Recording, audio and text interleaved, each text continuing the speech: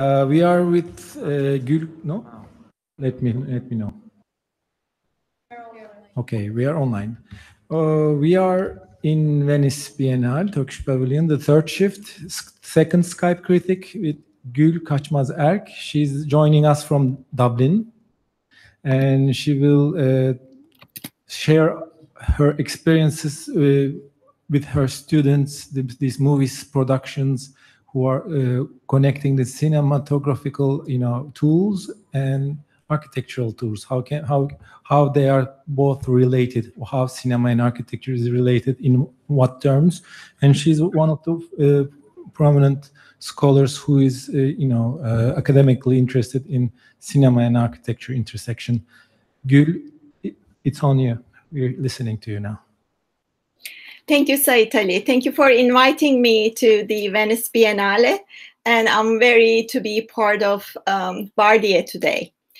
I'll actually start with how it all started. Very long time ago in 1993, when I was an undergraduate student at Middle East Technical University in Ankara. In a very informal event, in an extracurricular event, somebody showed us two films of Jacques Tati, Mon Uncle from 58 and Playtime from 67. And that was my first encounter with the concept of use of film in relation to architecture. That inspired me for my master's thesis, which started the next year after finishing bachelor's. I continued working on, actually I started to work on architecture and cinema, not only because of the Tati films I saw, but also I thought everything we do representation-wise in the architectural school, I felt like it's so abstract, so devoid of the human dimension or the intangible qualities of space, invisible qualities of space, that I needed something that can bring that dimension into my profession. And I thought film could be that. And my main focus, I wanted it to be space rather than buildings, which usually is not the case in undergraduate programs. So I started to look at film space to understand architectural space through the films of Wim Wenders and Peter Greenaway, at the time through the scales of interior space, building scale and urban scale, but my main focus was interiors and buildings then. At that time, I must put this in context, because at that time, mid-90s, there wasn't much research on the topic. It was not an established area of research like today. There were so few resources. So I started to look into the basic concepts that brought together the two areas, like continuity, movement, montage, space, light, color, texture, framing, on-screen space, off-screen space, different concepts I tried to look at that time. The first generation before me were people like Maggie Toy. This is the other one. AD's Architectural Design Journal episode, Architecture and Film. This is the second one, and there's a first one edited by Maggie Toy. This one is by Bob Fear.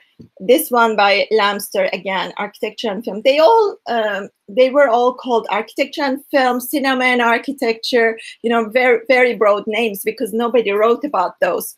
The wonderful François Pans, who has been a role model to me, also wrote at that period. His book was called Cinema and Architecture, together with Moore and Thomas. And some others, and that was it. That there wasn't much when we were researching this topic in 90s.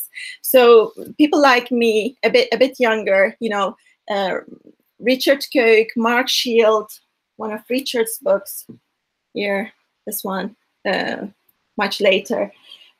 We would be the second generation researchers on the topic. Now it's very established, and there's so much to read. I haven't read everything, I must confess, so far, because there is so much to read. But after working on architecture in cinema and focusing on mostly film analysis, mostly fiction film analysis in this relationship, in the 2000s, my focus was more towards filmmaking. So far, I can summarize that. So my understanding is that film space is a representation of architectural space. As simple as that. So film space, just like drawings, models, photographs, film represents architecture or cities. With the filmmaking, I started that, well, my first encounter was in University of Pennsylvania when I was invited to a master's review. And the students in that studio had produced films rather than. So that was pretty interesting for me.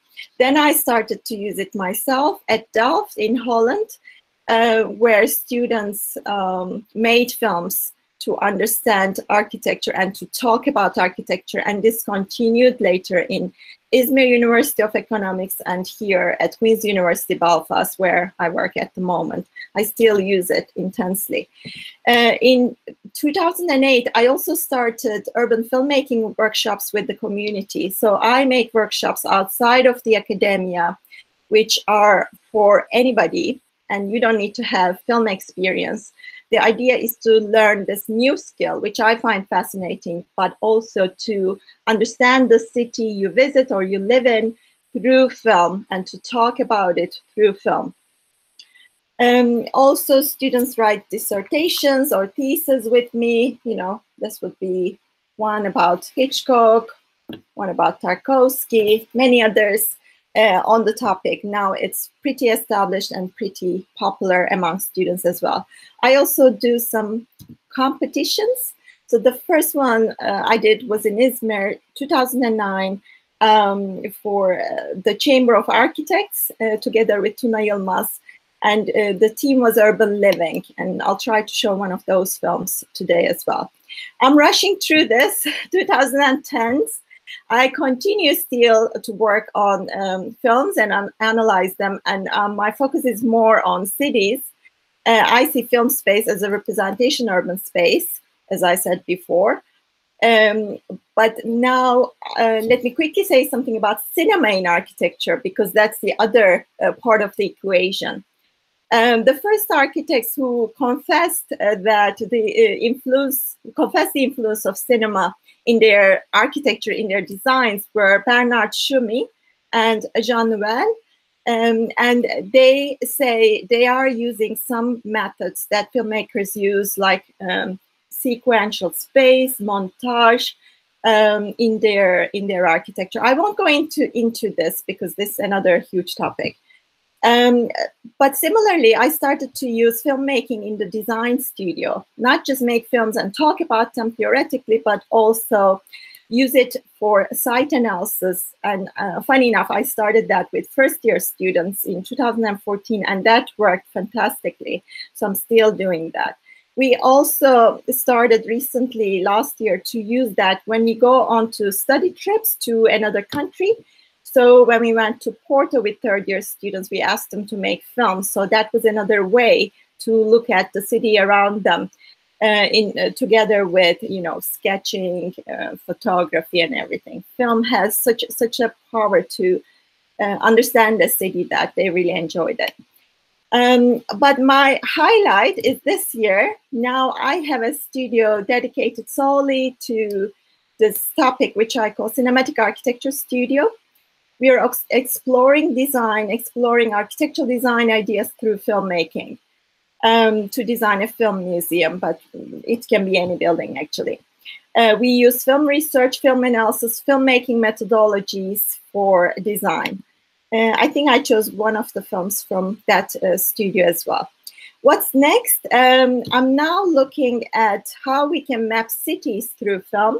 This is a new way to see cities. In 2014, we founded CACT Collaborative Research Group. CACT is Cinema and Architecture in the City. We have a good website, which I hope you will have time to have a look later on, cact.org. There are many film examples there. It might be useful. So through CACT, it became a big networking experience with academics and non-academics. And then we are working on, in the past 2-3 years, on funding applications. One is about film locations, how we can map film locations and learn from that in Belfast and Dublin, here in Ireland. The other one is about cinema and cinema going in cities, which is based in Belfast. And the other one is about the urban living experience of refugees, people who are forcefully displaced from their homes, and how filmmaking can help them to share their experiences in the new country. So this is where I am at the moment. Many films have been made, not by me, but my students and workshop participants in the last 10 or so years. So I'm going to share some of them with you today. The first one, because you guys are working on horror, I thought this first one, which is called Time, might be a good one to start with. Shall we see it?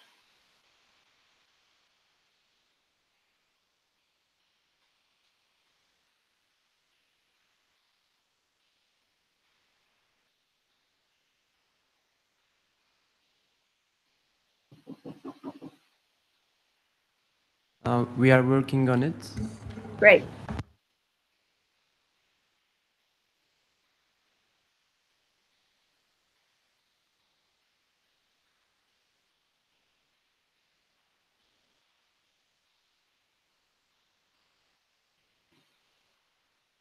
Oh, that's Hitch. So it has to be Time, the first one. I numbered them, and Time has number 1.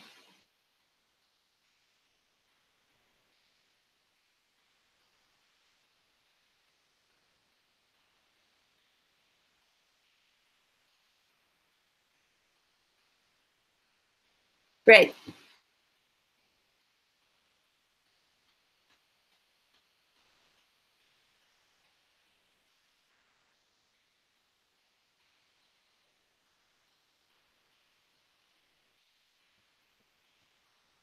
We are sharing the screen around. That's a technical. Okay.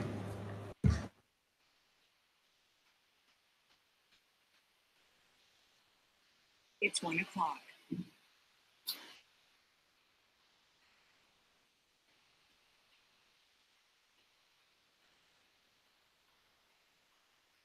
Do you have sound?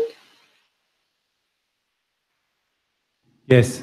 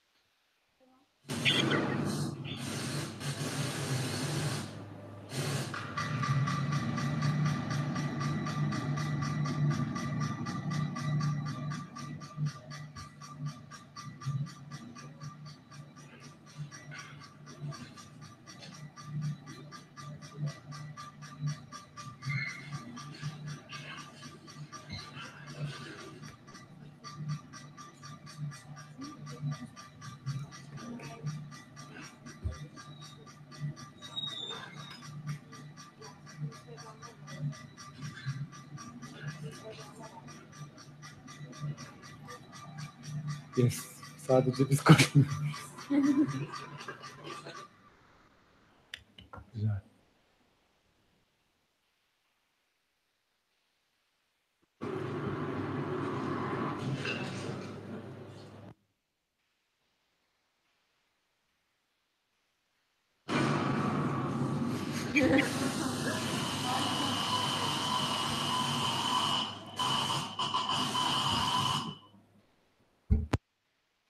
Creepy, isn't it? Okay, can I say a few words? You're listening? Okay. I'm an architect, and obviously what we do... is everybody from architecture, by the way, over there? Yes? So, yes. Okay. So Say it again. That was the constraint. Architecture students. Okay. Everybody is architecture. So everybody is really visual people, aren't we? But I'm going to focus on something else here because you're using film. Sound sometimes is even more important than the image in film, particularly in horror films. I hope this sample I showed you proves that. I think it was a good use of sound together with careful framing. They even used the camera diagonally, which is quite unusual, to build up the tension. So it starts with almost the rhythm of the heart, really calm, and then suddenly jumps, the sound and the image jumps to shorter sequences, also louder music, and faster beating of the clock. And I think the use of the black and white is quite powerful and well chosen in this film.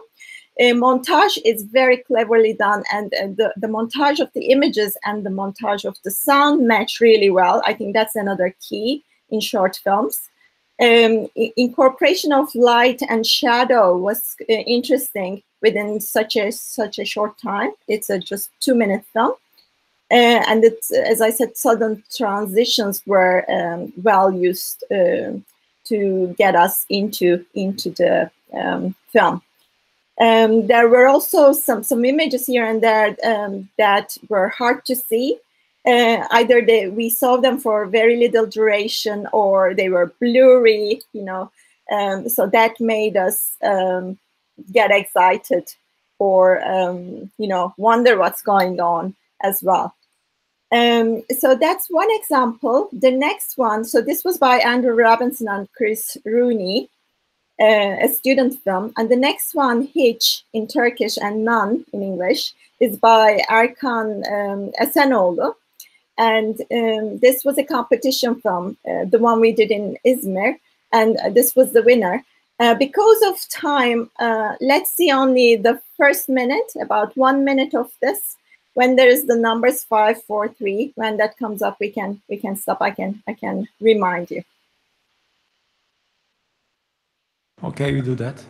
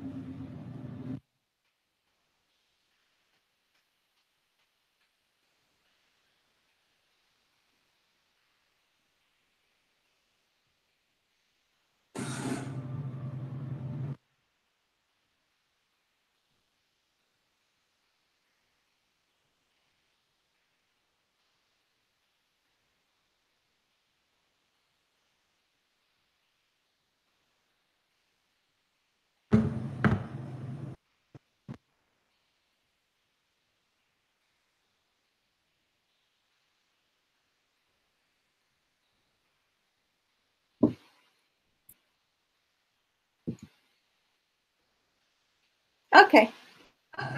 Okay.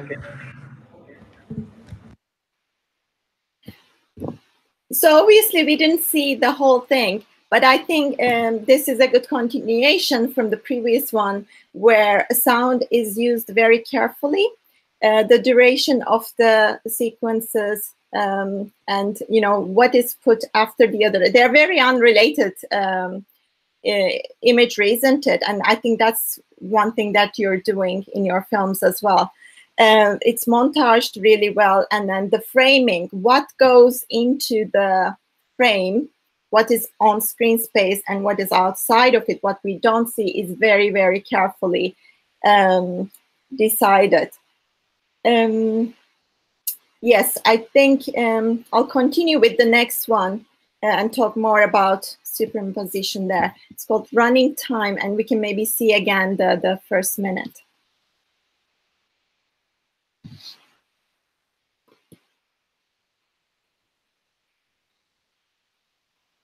Bunu çözdük.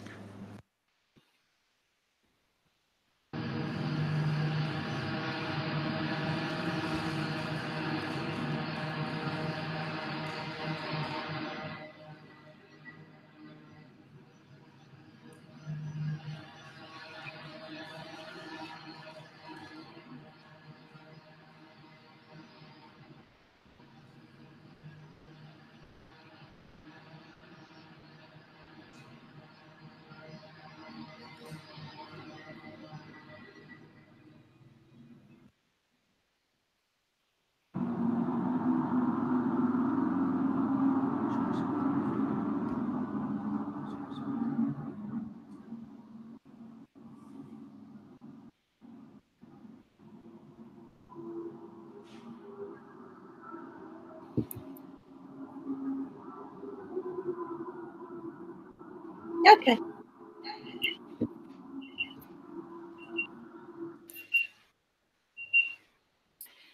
This was interesting, and the making of this one was interesting because this is a workshop film.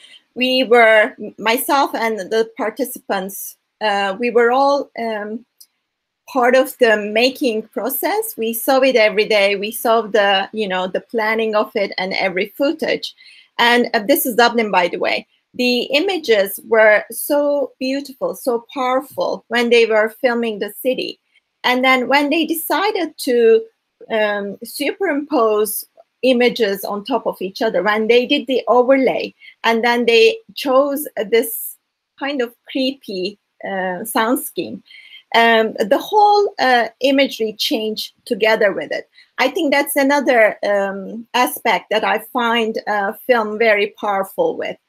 When you can have something, have another thing, and when you overlap them, when you put them together, it becomes something totally new. We can actually do that with overlapping images ourselves when we are presenting our work. But the time dimension, the fourth dimension, the movement that we see very powerfully in this film, the theme of the workshop was actually temporal movement. So they're using the escalator, which is going vertically, going up and not down, up, rather than, the movement in film would most of the time be horizontal, and then the horizon line would be quite important. So they're doing something that is almost the reverse of what's normally done. So it becomes more disturbing, and the city turns into a totally different city. So when you make the film, when you represent spaces, you actually create a space that you envision, which exists and you see it in a certain way, or which doesn't exist at all. We see what you see in your mental space, how you see the world around you, how you see the space around you.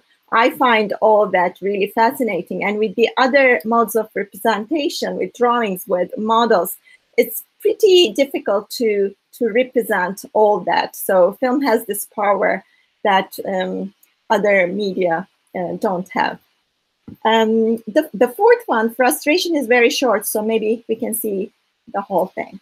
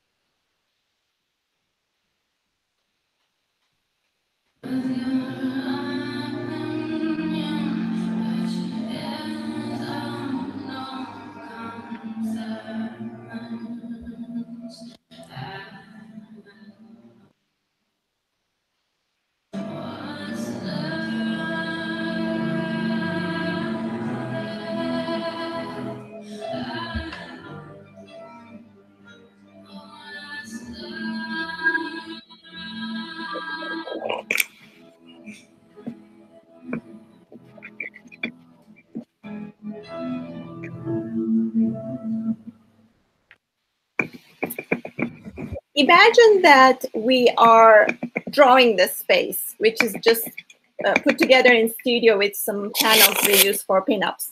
If we draw that room, let's say, tiny room, it won't mean anything, or it won't be interesting at all. But when you film that space in a certain way, with the interaction of the person in it and his emotions coming into the film, then it changes. Then, for instance, the feeling of confinement, the feeling of being surrounded by a very small space, that becomes really, really interesting. One thing I always say to students is not to use music with lyrics, which was not done here. I think it's a good example in terms of that as well. I'll continue with the first minute of In Transit.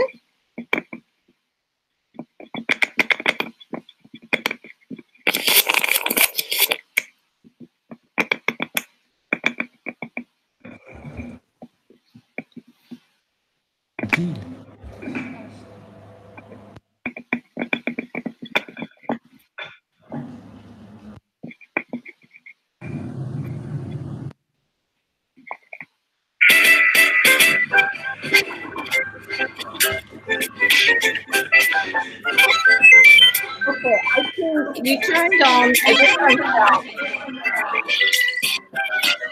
Okay, we should close this. So this is number 9 playing.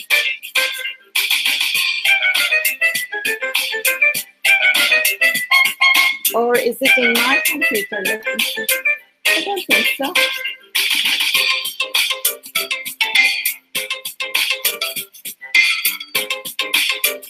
We have some intermission, some other voices joining us somehow.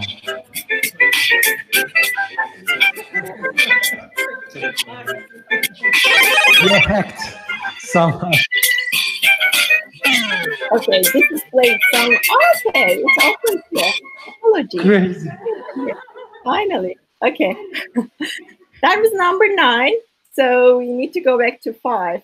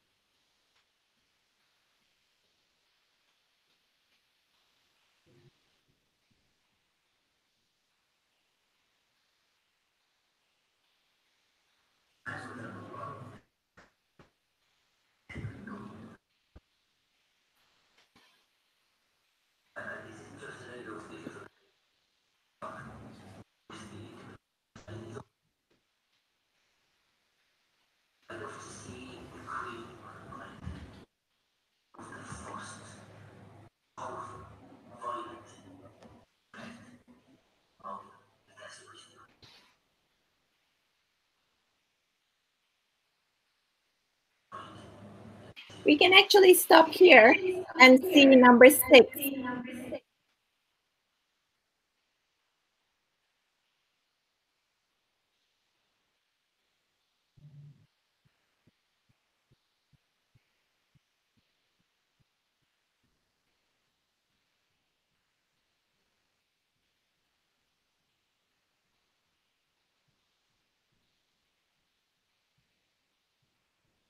I think you got the idea. We can stop this one too. So I want to say a few things about these two. The first one was stop motion. So what Wendy did, she took tons of photographs and then she put it together. It may sound easier than making a proper film, but it wasn't. It was very time consuming at the editing process. And then in the other one, the students were walking with the camera, so it was point of view camera. So the camera was our eye, and we were moving as the camera was moving. Both of them used black and white carefully, and both of them were moving. The first one was exploring the city, and the second one was a chase, was looking for something. It's even in the name of the film, Finding San Christopher, which is an artifact in the museum that they're looking for. And with the point of view, the shaky camera brought a more human dimension into the second film. And the first film had a narrator, which is another thing that can be used. So with short films, it can be music that you use, which I recommend no lyrics, no talking in it. The second one is sound, and the third one is maybe noise, and the fourth one would be a narrator. Even in horror, you can actually intensify the effect using someone who is talking, I guess in your case, in a creepy way. So these two I chose to show you some techniques actually. And another one that I'm not showing at the moment is time lapse. Time lapse can be used, a very fast a film that is made really fast can be used also to show some ideas. So you can go really fast and then slow down to a normal speed, show something, and then go really fast again. That can be something to increase the tension. It can be a tool. Let's see a little bit of the next two, doors and by redrawing, and then maybe I say a few words about that.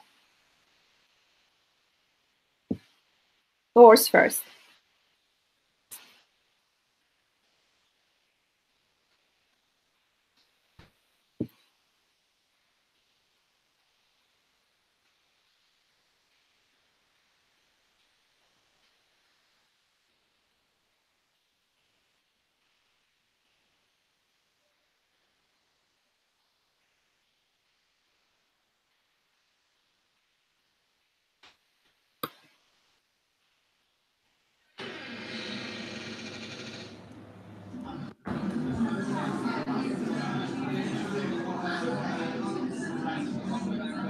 And we can see the other one.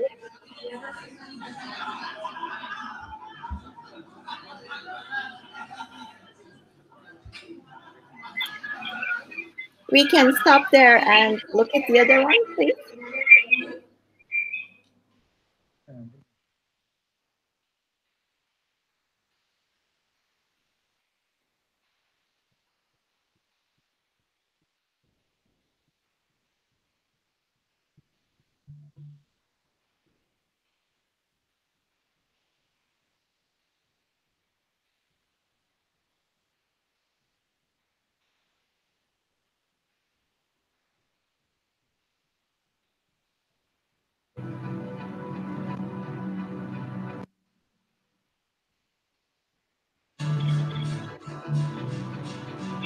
I think we can stop now.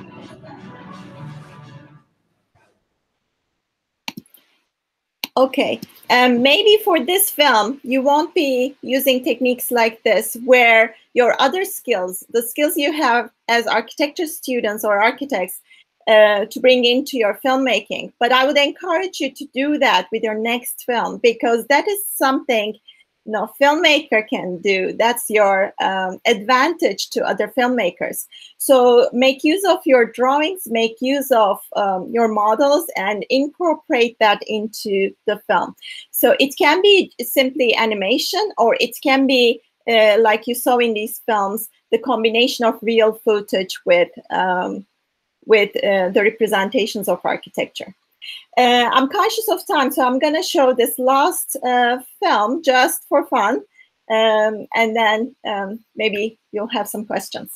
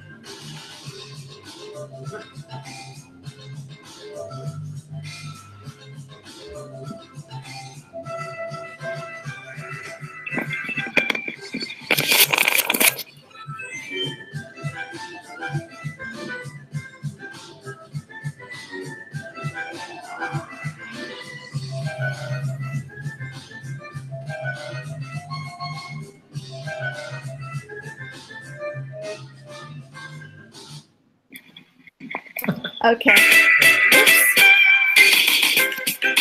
It keeps opening on my computer for a reason. Okay. So I truly believe that film can be a fantastic tool for architects, and we can learn so much from studying films and from making films. So I'll be very happy to see your films by the end of your workshop, and good luck with your films. Thank you, Gül. Thank you very much. This was a good brief lecture, I mean, about all of the tools, almost all of them. Any questions in the room or any contributions? Any comments?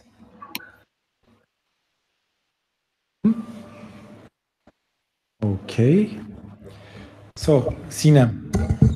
I mean, I just would like to thank you, Gül. I think these were important to see for us. They were like student projects, and We were just about on the edge of that process of editing and sound design. So I think there are a lot of things that could be like inspirative for us. Thank you. Thank you very much. Great to hear that. All right. See you then in Thank you very much another again, and good opportunity. luck. Bye-bye. Bye. Bye.